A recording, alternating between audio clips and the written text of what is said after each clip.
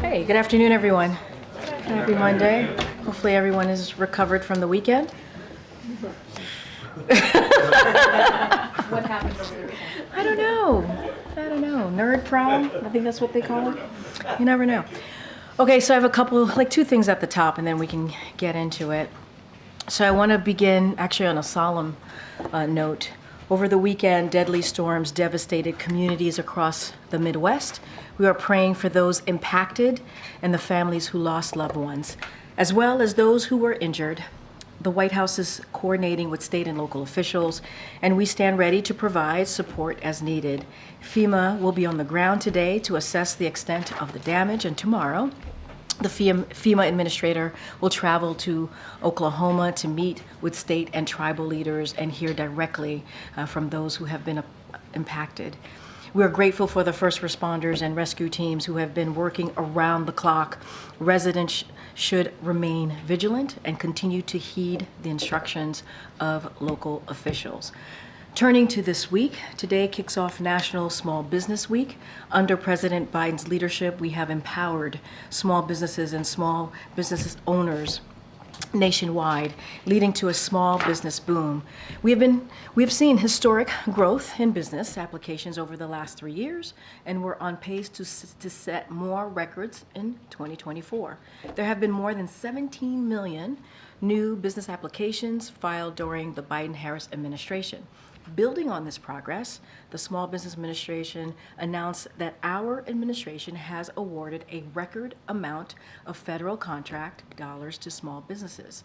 And we are releasing the third annual Small Business Boom Report, which shows how SBA has nearly doubled small dollar loans to small businesses compared to 2020. To highlight this work, Vice President Harris is kicking off her National Economic Opportunity Tour in Atlanta, where she will meet with small business owners who are taking advantage of how resources to help launch and scale their businesses. The President and Vice President will continue fighting congressional Republicans' attacks on small businesses, including their attempts to cut SBA funding by 31%. And I lied, I have one more thing for you, and then we'll get going. Looking ahead to later this week, the President will travel to Wilmington, North Carolina on Thursday to discuss how his investigation in America is rebuilding our infrastructure and creating good paying jobs in Wilmington and across the country. We certainly will have additional information for all of you in the days ahead, and please stay tuned. With that, hey Darlene. Hi. Thank you. Hello. 2 foreign questions and then 1 quick domestic one. Does the White House see any forward progress with the latest hostage deal that Secretary Blinken described as extraordinarily generous on the part of Israel? So a couple of things. As you know, we put out a readout yesterday that the call that the president had with Prime Minister Bibi Netanyahu, and the significant focus of that call was obviously on securing the release of all hostages and paving the way to a prolonged ceasefire that would provide relief to the people of Gaza. In recent days, there has been new progress in talks, and currently the onus is indeed on Hamas. There is a deal on the table, and they need to take it. We believe that all efforts need to be brought to bear to convince Hamas to accept the proposal immediately. And so to that end, just a little information for all of you, this afternoon, the president will speak with the Emir of Qatar and President of Egypt. Secretary Blinken, as just you noted in your question, is in the region right now to carry out the same message that I just laid out to you. This has been a sustained effort, and the United States is not alone in this effort. You saw our joint statement, the joint statement last week with the 17 other world leaders demanding that Hamas release our citizens without delay. And so we're going to continue to have those conversations. It is a priority. It is a priority to get those hostages home. It is a priority to get to a ceasefire, and is obviously a priority to get that all-important humanitarian aid into Gaza. Would the U.S. or the White House see any potential arrests by the ICC as an aggravating factor in the negotiations? So we've been really clear about the ICC investigation. We do not support it. We don't believe that they have the jurisdiction, and I'm just going to leave it there for now. On U.S. and Mexico, the joint statement from President Biden and López Obrador today talked about agreeing to implement immediately concrete measures to significantly reduce irregular border crossings. Have those concrete measures already been agreed to, and can you give any detail on what they are? Yep, as you just mentioned, the president and the president of Mexico, our president and the president of Mexico spoke yesterday. There was a joint statement that we put out. I'm going to be really careful here. I'm not going to get ahead of what was laid out in the statement. But this is, I would say, this is a continued commitment to strengthening the bilateral relationship that we have and the regional cooperation. And let's not forget that regional cooperation will benefit us here in the United States, but also the people of Mexico. So I'm not going to go beyond the readout, that joint statement that came out. Okay, Mayor. Following up on that, Darlene mentioned Secretary Blinken did describe this new proposal as extraordinarily generous. Can you explain a little what he meant by that? What about this new proposal is so generous? I'm not going to characterize the proposal. I'm not going to get into any of the specifics, but what we believe is that now is the time for Hamas to take this deal. It is on the table. It is way past time to get these hostages home. It is way past time to get to a ceasefire, and we need to make sure we continue to get that humanitarian aid. As we know, it is a dire situation in Gaza. I just don't have anything to share beyond what the Secretary spoke to. He's going to obviously meet with regional partners as he's there to continue that pressure, to continue that conversation, to continue that diplomacy that's needed in this time. But Hamas needs to take this deal. And on another continuing conversation, is there any update on this in-person meeting between Israeli and U.S. officials that keeps being pushed down?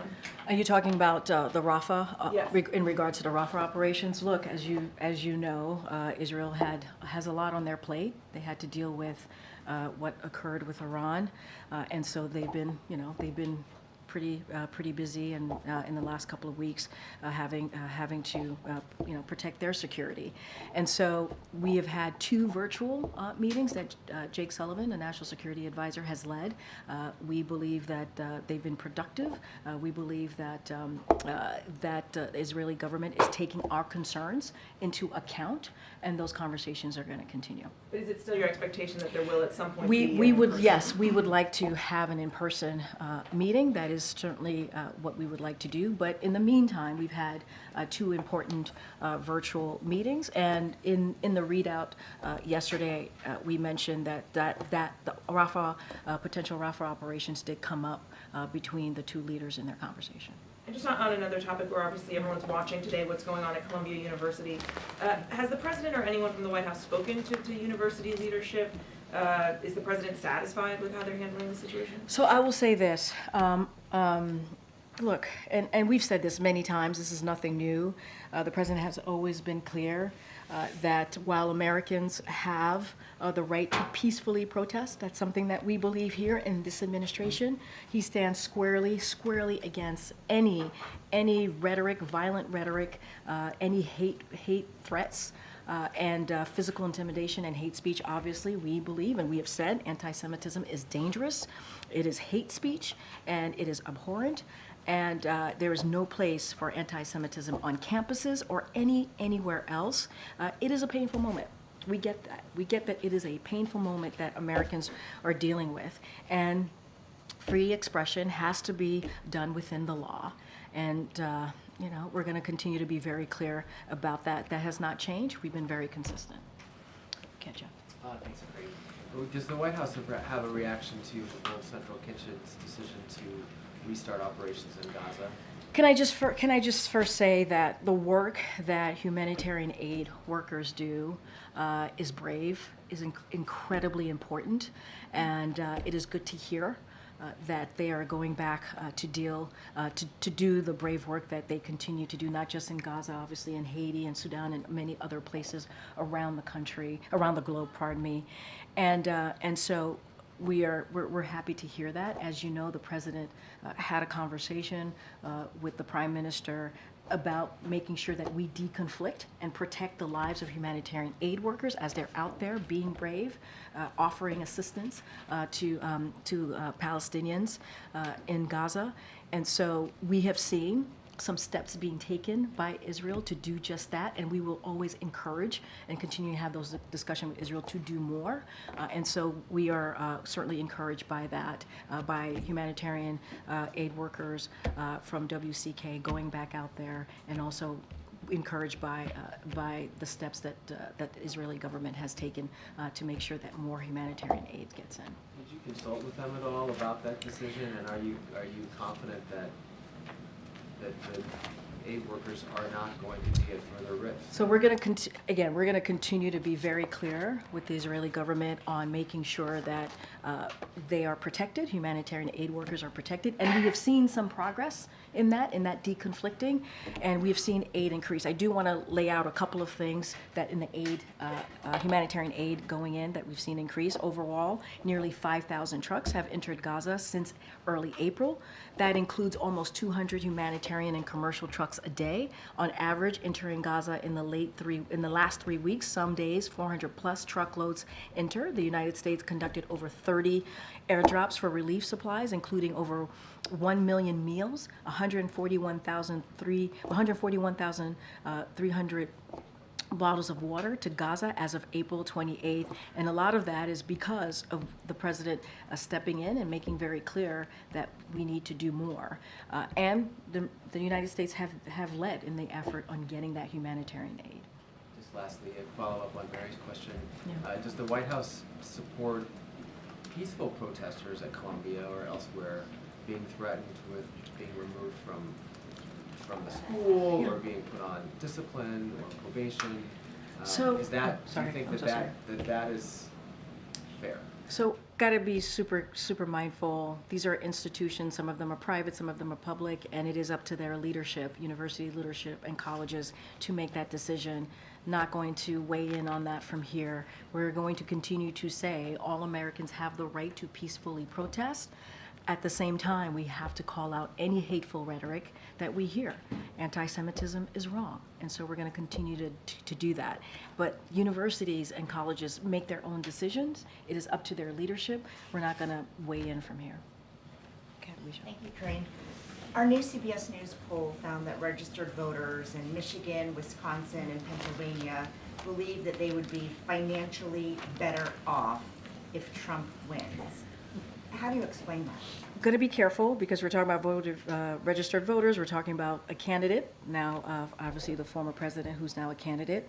I got to be mindful of the Hatch Act, and so can't speak to that specifically. But what I will say more broadly is we understand what Americans have gone through. We understand that the pandemic was a heavy burden on Americans. We understand that Putin's aggression into Ukraine caused inflation to rise, right? Pandemic caused inflation to rise, caused damages to the supply chain. And so that's why the president took action. The American Rescue Plan obviously was incredibly important in turning the economy around, dealing with the supply chains. And we also understand that prices are still too high. They're still too high. So this is why you hear us talk about junk fees. This is why you hear us talk about lowering prescription drugs. It is important making sure that big corporations and billionaires pay their fair share. And so we're going to do more work, and we're hoping that message gets through to the American people. That's why you've seen the president in New Hampshire, in Las Vegas, in Madison, Wisconsin, laying down that message directly to the American people. But there is a contrast here. There's a stark contrast to what we see, what the president has been doing, this administration, the Biden-Harris administration, and what Republicans are trying to do. They literally put out a budget that cuts Social Security, Medicare, Medicaid, and gives special interest groups, billionaires and corporations, a tax break. The president doesn't believe that. So that's what I will say. I have to be really mindful to not speak specifically to that poll, but more broadly, that's what I can say, and we understand what Americans are feeling right now. That's what we're trying to do more. Is the president frustrated that despite the fact that he continues to say what he has done, that some Americans are not feeling the impact of his So, policies. look, we have seen some consumer confidence go up over the past couple of months, and I think that's important to note. And so that is out there, that data is out there. Look, we're talking about a president who understands what it feels like to sit around your kitchen table and have to make difficult decisions. We get that. He gets that. This is why he's trying to build an economy from the bottom up, middle out. He's been very, very clear about this is a sympathetic president, so he gets it. So he's not going to be frustrated by that. What he's going to do is continue to do the additional work to lower cost and do everything that we can there, and to go out there and speak directly to the American people. I think that's the most effective way to do that. Oh. Just one quick Sure. follow-up on Jeff and Mary, and correct me if you are Jeff and Mary. Jeff and Mary, I'm sorry. Your colleagues. It felt like Jeff and Mary. Oh gosh. All right. So I do know who you guys are. Right? I'm sorry if I missed this, but Yeah. is the answer no? The administration has not been in touch with anyone at Columbia? I don't have any readout. I should have answered that in I believe that was Jeff's question. I don't have any calls to read out to you of conversations with any university leaders at this time. Obviously, the president's going to go speak at Morehouse, and so we've been in touch with them because he's going to deliver a commencement speech. He's looking forward to doing that. It is such an important moment in time for graduates, and he's going to go obviously to West Point. Those are the two that he's doing. Go ahead. Thanks. Thanks, Karine. I wanted to go back to last week. The administration announced that it was again delaying. Last week. I know. But all the way back a few All the way days ago. back. The administration announced that it was again delaying potential ban on menthol cigarettes. Yeah. What do you say to critics that say this decision is prioritizing politics over health outcomes? And Yeah. can you give a timeline for this decision to actually be made? So, look, Secretary Becerra obviously put out a statement on this, I believe on Friday. And I'll say this, look, the rule garnered a lot of attention, historic attention, and during the public comment period, obviously. And so we got an immense amount of feedback, and this is including various comments and feedback from civil rights organizations and also the criminal justice movement. And we want to be really mindful to that. And so obviously there's more conversations to be had, and we have to really address the concerns of civil rights leaders and also the criminal justice leaders, and also the many, many Americans who wanted to make sure that their voices were being heard. And so it's going to take more time. I don't have a timeline. This is an OMB process. They're going to run through that process, and we just want to make sure that we deal with this significant policy issues that are in front of us right now. The Secretary of State met with the Saudi Crown Prince today. Obviously, they're talking primarily about the hostage ceasefire deal, but I'm wondering, headed into the summer months, if that conversation or any conversation with the Saudis recently have touched on oil production and what you'd like to see. So look, I don't have anything to say about that piece. I think the State Department, this is Blinken's trip. If that came up, they will have more to say on that. I don't want to lose the importance of the Secretary being in the region right now. We have to get this hostage deal done. It's on the table for Hamas to take. The Secretary is going to meet with regional partners, and it is time only Hamas is standing in the way right now. It is time to move. We got to get these hostages home. We got to get to a ceasefire, and we got to continue to get that humanitarian aid. It is dire. The situation is dire in Gaza, as you all know. The last quick one, the Washington Post had a lengthy story today detailing efforts by Indian intelligence services to carry out an assassination in the United States. Now that some of those, I know you were asked about it when this first emerged, but now that the details are known, can you talk about how, if at all, this has impacted our relationship with India? Yeah. What steps we may be taking to make sure that something like this doesn't happen? So any specifics, there's an investigation, as you know, going on. So as you just stated in your a question to me, and a criminal investigation, the Department of Justice obviously is running that, so anything specific to that, I would have to refer you to the DOJ. Look, India is an important strategic partner here in the United States, of the United States. So we are pursuing an ambitious agenda to expand our cooperation in several areas. As you know, we've been really consistent about that and have laid that out multiple times, whether it's a meeting here with the Prime Minister or a meeting abroad. This is a serious matter, and we're taking that very, very seriously. The government of India has been very clear with us that they are taking this seriously and will investigate, and we expect that accountability from the government based on that. And so, but we're going to continue to raise our concerns. That's not going to stop. We're going to continue to raise our concerns directly with the Indian government. Okay, Gabe. Karine, with regards to the ICC's potential warrants, I know you said that it's the White House's position that the ICC does not have jurisdiction, but did the issue come up yesterday during the President's call with Prime Minister Netanyahu? I don't have anything to read out beyond the readout. I don't have anything to lay out there. Obviously, and I said this moments ago, what was significantly discussed, the primary focus of that call was obviously that hostage deal, getting to a ceasefire, getting humanitarian aid into Gaza. That was incredibly important, and obviously our continued support for Israel's security. That continues to be ironclad. Obviously, that we've shown that, but we need to get to that hostage deal. We need to get the hostages home. We need to get to a ceasefire, and that was the primary conversation. And obviously, the Rafah operations was discussed as well. Is the U.S. directly involved in any diplomatic effort to prevent those warrants from being issued? I don't have anything beyond that. Look, we just don't.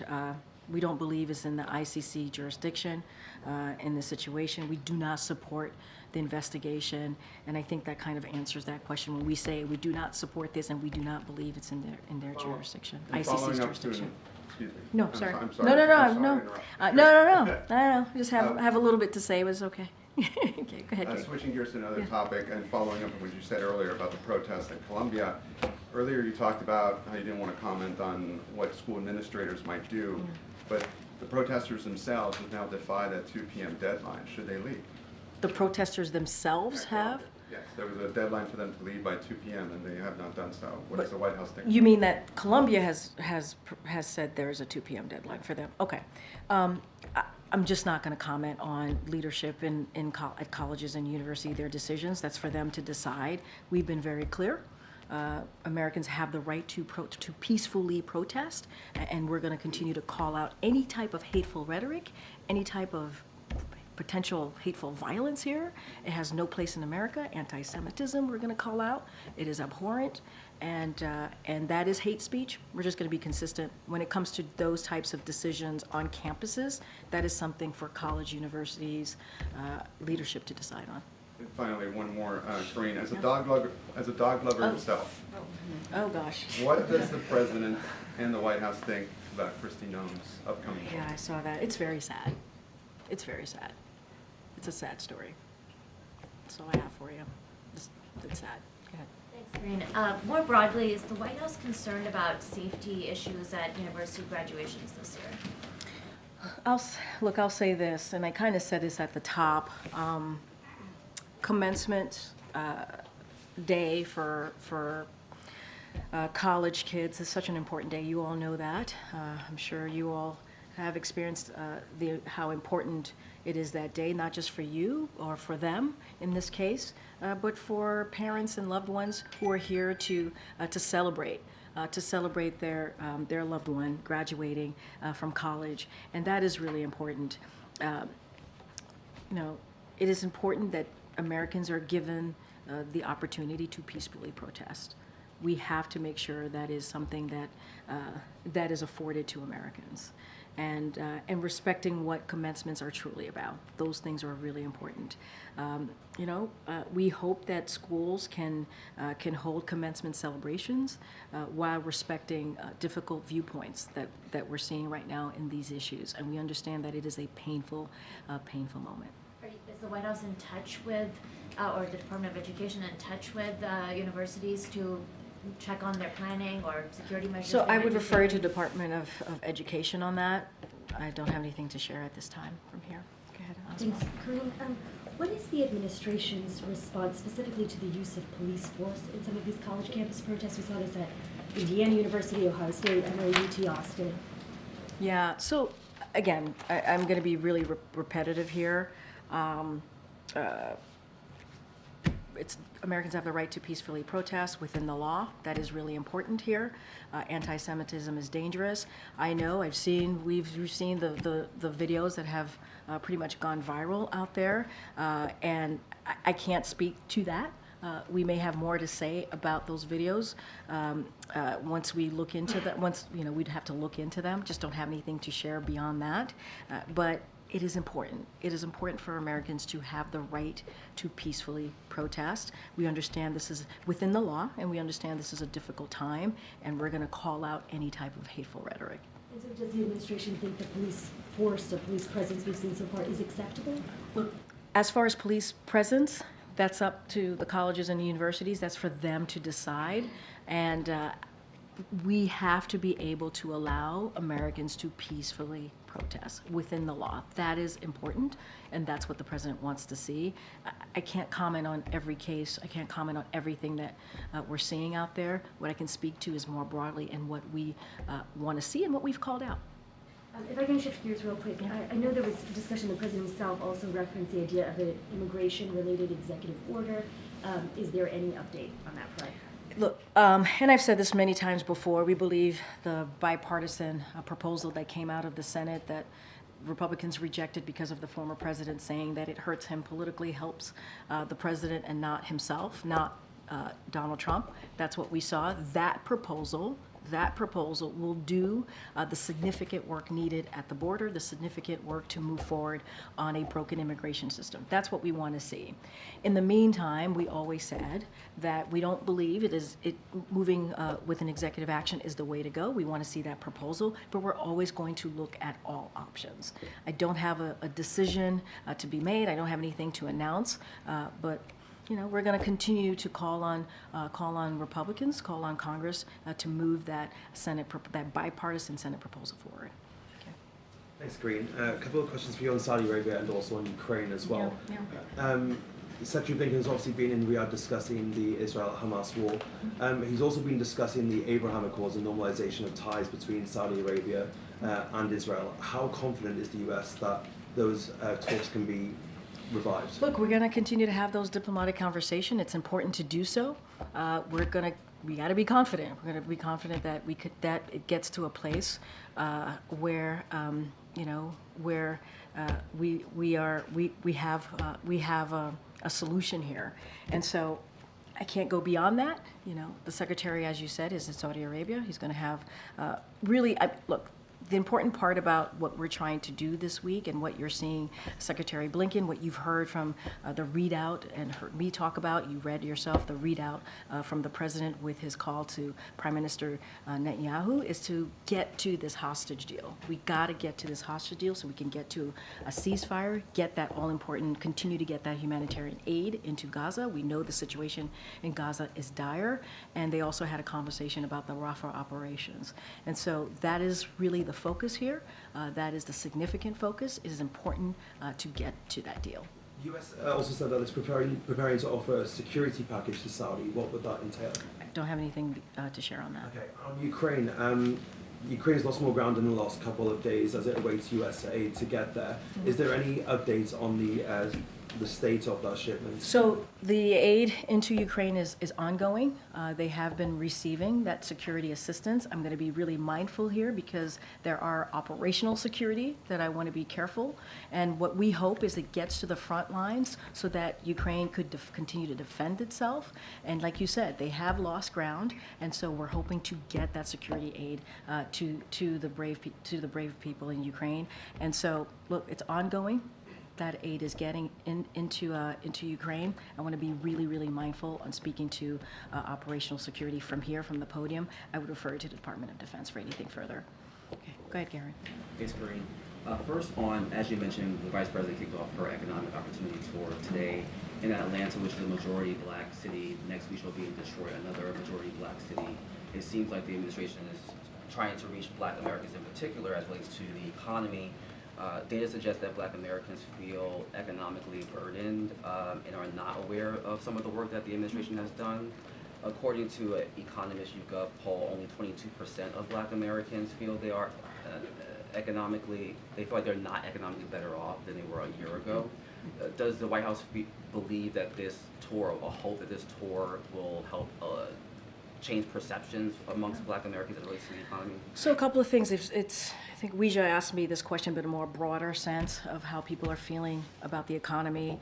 And we think it's very important, the Biden-Harris administration, to go out there and to talk directly to the American people. We believe that if they hear from us, they will know exactly what we've been doing and how we've been delivering. But we also understand that people are still feeling that prices are too high. They feel that the economy is not working for them. And so we're going to lay out what we've done this past three and a half years almost in this administration. And as it relates to the Black community, when the president walked in, unemployment was above 9%. Now it's at a record low in the Black community. Now it's at a record low around 5%. That's because of the work that this president has done. Black wealth jumped up by 60%. That's important. That's because of the work that this president has done. But we understand, especially as it relates to the Black community, housing is important. We understand that prices, again, are too low. And so we're going to do the work in the Black community, yes, but also for all communities. And so having that conversation, and we believe this tour that the vice president is going to do is important. But we're going to speak to all communities, Black communities and every other community out there who have felt what the pandemic has done and what the high inflation that came after Russia's war into Ukraine. And so we're going to continue to do the work, whether it's talking about junk fees, lowering prescription drug costs, which we've been able to do, continuing to do that, healthcare costs more broadly. This is incredibly important to this president. Just one more question. Sure. The Carnegie Endowment for International Peace has a study that came out a few days ago.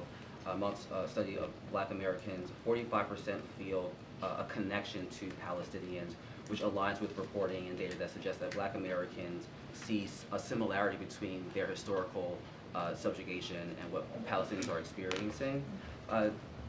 What is the White House message to Black Americans who have distinctly supported this president and feel like his policies go against what they believe morally and see this connection to what's happening to Palestinians? And it's the message that we have said to Arab Americans, Palestinian Americans, Muslim Americans, and many Americans here who are looking at this moment, and it is incredibly painful. We understand. This is a painful moment for many.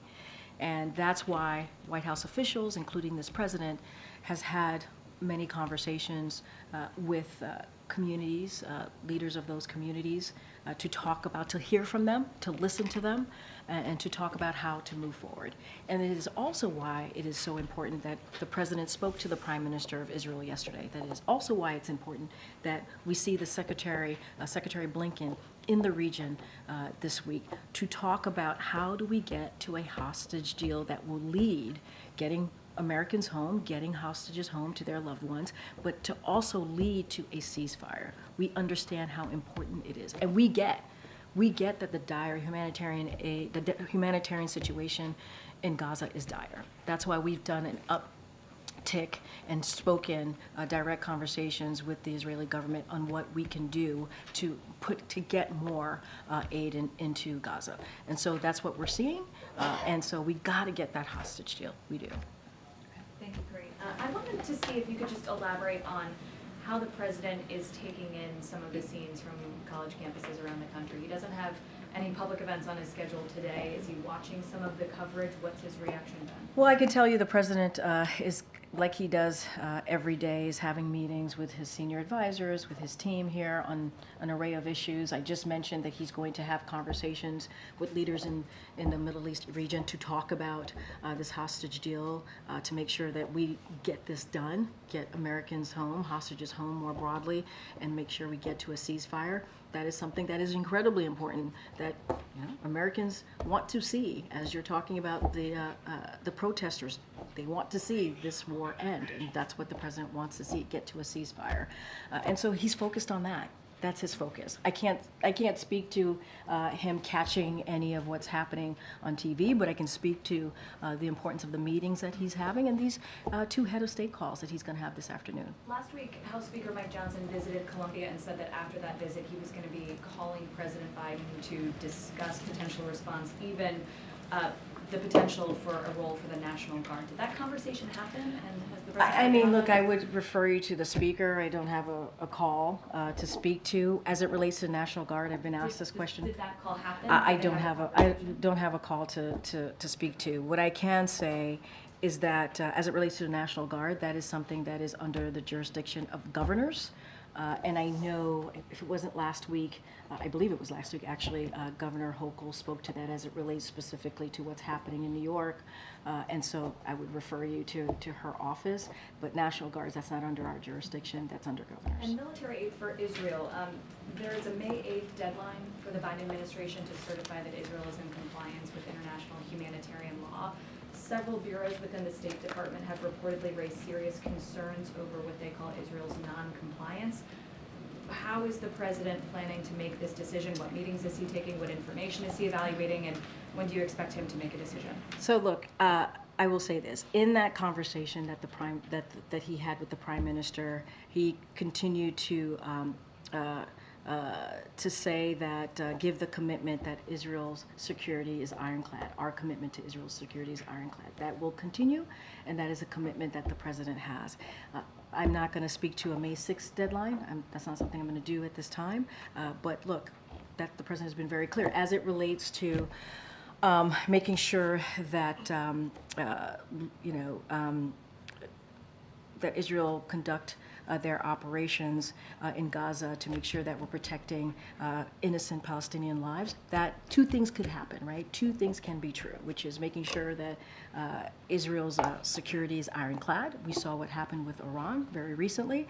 They live in a neighborhood that is tough, and they will continue to need that support. So 2 things can be true. We can give that commitment to that ironclad commitment, but also have those conversations with Israel about making sure that they conduct their operations in Gaza to make sure that we're protecting innocent Palestinian lives. Since the president's last call with Prime Minister Netanyahu, Which was yesterday. Congress, between the call 2 weeks ago or 3 weeks ago and the Yeah. call yesterday, Congress has newly authorized about $16 billion Yeah. in additional military aid. Did President Biden communicate what it would take for the U.S. to begin dispersing some of that aid? Progressives have urged him to place conditions on it or to use it as leverage over Israel. Look, I've been very clear. 2 things could be true. We're going to have give our commitment to Israel's security, that is ironclad, and also have those conversations with Israel about making sure that how they conduct their operations in Gaza protects innocent Palestinian lives. Hence the conversation about Rafah operations, right? The 2 virtual calls that Jake Sullivan, our national security advisor, has led, and we're going to continue to have those conversations. It is important that we protect Palestinian lives, innocent Palestinian lives, as Israel continues to defend itself. It is important that they are able to do that, but we have to make sure that also in those conversations that they conduct their operations in a way that innocent Palestinian lives are happening. I don't have anything beyond that. We've been consistent about that. I know Jake Sullivan spoke to this just last week when he was at the podium. Ken. Thanks, Karine. 2 topics if I can. First, right before we came out here, there were reports of a shooting in Charlotte, North Carolina, involving law enforcement officials. Were you guys aware of that? Has the president- No, that's actually the first time I'm hearing about that. Obviously, I want to be really mindful since I don't have all the information. We'll certainly look into that and see what's going on there. You know, police officers, law enforcement officers put their lives at risk every day, and so, you know, that is, if that is indeed true, it is very sad news. And we also know gun violence is an epidemic in this country. That's why the president's doing everything that he can to make sure that we deal with this epidemic, and by, as you know, signing 24 executive orders, starting an anti-gun violence White House office, the first ever, and passing the bipartisan legislation to deal with this. We need to do more. We need to do a lot more, and we're going to continue to ask Congress to do so. And second topic, the Affordable Connectivity Program runs out of funding this week. What is the White House plan to get this renewed? Are there conversations about trying to get this included in the FAA reauthorization? So I got a couple things that I do want to say about that. Despite despite repeated calls from President Biden, congressional Republicans have not extended the Affordable Connectivity Program. This essential program has helped millions of Americans participate in school and work, access health care, and stay connected with their loved ones and more. We announced earlier this month that we are encouraging providers to take steps to keep their consumers connected at this crucial time by offering low-cost, no-cost plans. We'll continue to push congressional Republicans to take action, and anything else to that, I will refer you to FCC. Do you see it potentially ending up with the FAA, or if this is like the FCC? last big bill that could be? I mean, look, we can continue to call on, obviously, continue to call on Congress to act here and take action, and so that's what we're going to continue to do. But obviously, we've taken some steps so that consumers can protect themselves. Okay, Danny. Thanks, Karine. Just on Rafah, the readout yesterday from the call that Netanyahu said that the president had reiterated his clear position but didn't say what it was. Can I just, can you just clarify to us exactly what the position still is at this moment? Yeah, I mean, it hasn't changed, Danny. We have concerns about a major military operations in Rafah. We've been very clear. There are more than 1 million Palestinians in Rafah, and we believe that they need to be protected. Whatever operation they want to move forward with, and we understand there are Hamas operators in the region, and we understand that their concerns there. And so we have shared our concerns with that, and we believe that they're going to take our concerns into account. And we're going to continue to have those conversations. There were 2 virtual meetings that were led by Jake Sullivan, as I mentioned before, but our position hasn't changed. Is the position that you have concerns about that, or that the president would oppose an operation? We have concerns. We have concerns about that, and we want to talk and discuss and continue having those conversations about what their potential plan might look like. And we believe they're going to, we're going to have further discussions, and they're going to certainly take our concerns into account. And so I'll just leave it there. You haven't had the credible plan yet? We have not seen a credible plan yet. Okay. Thank you so much. For the first time in public, the president urged Russia to release sorry, I'm going to say that again. Alsu Kurmasheva. Yeah. From detention in Russia. What prompted him to make this mention in public, and when will the administration declare her wrongfully detained? So, look, and you heard from the president, obviously, he talked about it during the White House Correspondents' Dinner. He believed it was an opportunity, speaking in front of all of you, to talk about what journalists have to go through and how brave it is for journalists to go out there and really deliver the news and reporting to the public. And it is important to lift that up. It is important to speak to that. We believe, and I've said this many times from this podium, journalism is not a crime. It is not a crime. It is not a crime here, it's not a crime there, and it's not a crime anywhere.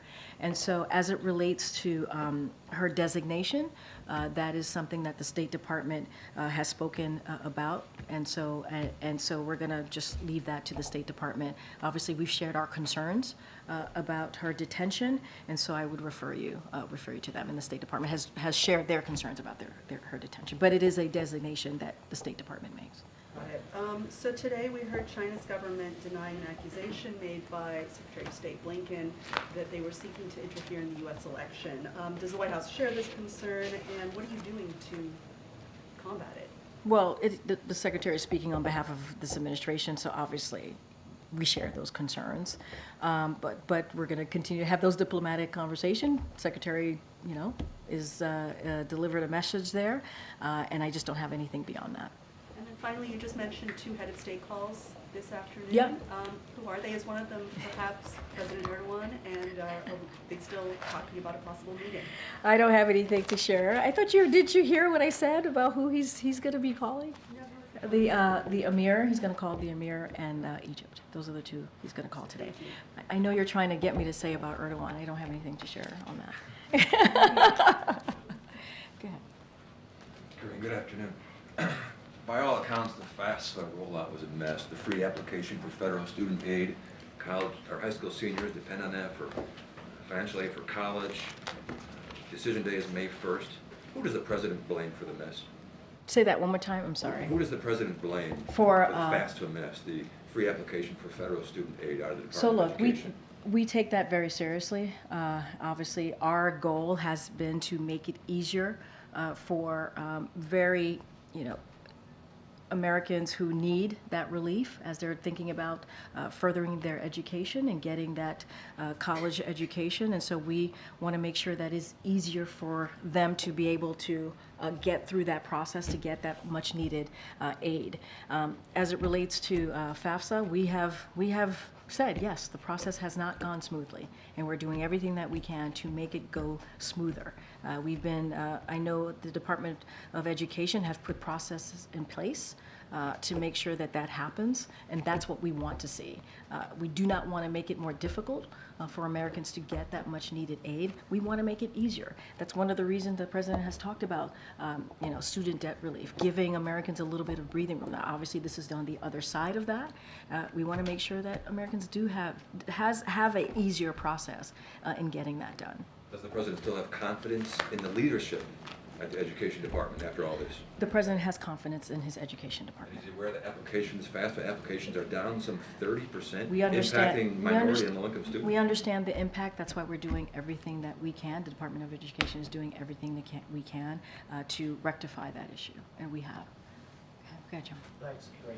As a result of those ongoing campus protests in the past few days, the main commencement at USC, the University of Southern California, has been canceled. Just today, final exams have been moved at GW Law School. What's your reaction to the repercussions of these protests and how they've impacted students on these two campuses, but also likely all across the country at both private and public universities?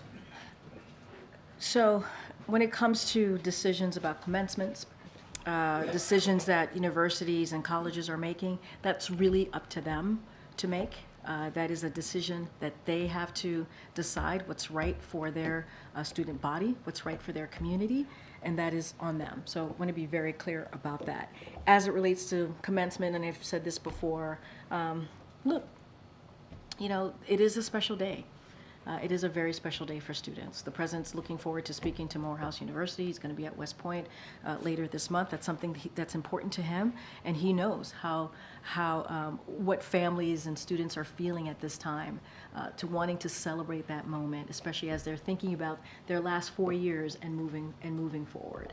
And so he's looking forward to celebrating with them. We continue to believe, and I've said this multiple times already today, is that peacefully protest. Americans should have the right to do so, to peacefully protest, whether it's at a commencement or at their school or anywhere in this country.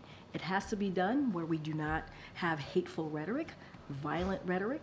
We gotta condemn those. That should not be allowed in this country anywhere.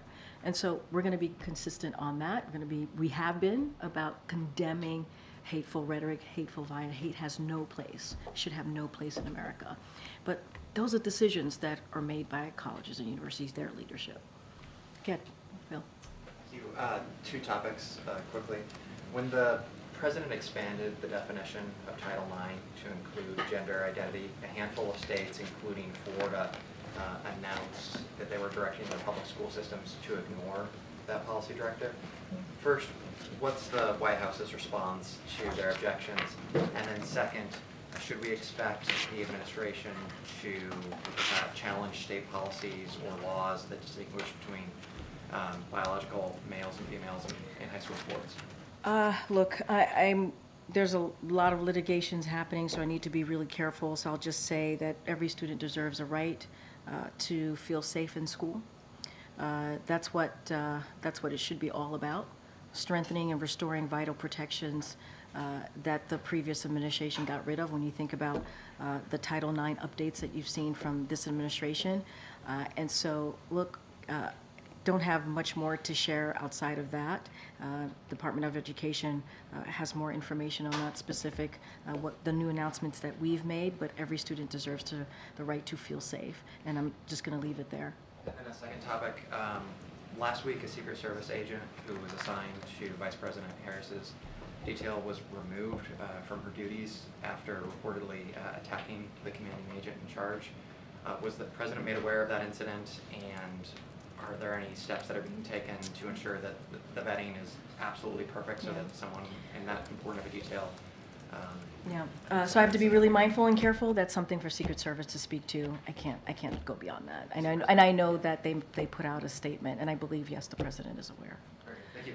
All right. Yeah. All right. Okay. Go ahead, Monica. Karine, there are two pieces of legislation that have been introduced that would take steps to counter anti-Semitism on college campuses and more broadly. Has the White House made a determination about which one it would support, or would both? Yeah, I'm aware of those two pieces of legislation. Obviously, the president condemns anti-Semitism. I don't want to get ahead of our Office of Leg Affairs here, so need to discuss about those two particular pieces of legislation. Obviously, we've been very clear. We condemn anti-Semitism. We're going to continue to do that. It has no place. It is hate speech, and so we're going to continue to do that. I want to be really mindful about getting ahead of that. Would the White House support having anti-Semitism monitors on college campuses? I need to be super mindful. As you know, we put out a strategic plan here on dealing with anti-Semitism because we understand that it has risen here in this country, and we have to do everything we can to fight hate. And so we put together a comprehensive plan. I just want to be mindful. I have not spoken to anybody about these two particular legislation. Don't want to get ahead of the team here, but the president has been very clear, very, very clear. I've said it multiple times throughout this briefing that we condemn anti-Semitism and any form of hate. Separately, what is the White House's backup plan for the president's cancer moonshot initiative, since that funding appears not to have been replenished by Congress? Is the plan to go to the private sector for help? So, look, Cancer Moonshot obviously is so important to not just the president but the First Lady. It is it is an issue that is incredibly personal to them, and we want to make sure that we get to a place that cancer no longer is an issue in this country. Don't have anything beyond that. Don't have anything to lay out on what the next steps are, but it is a priority for this administration. All right, thanks everybody. Oh, Michael, go ahead.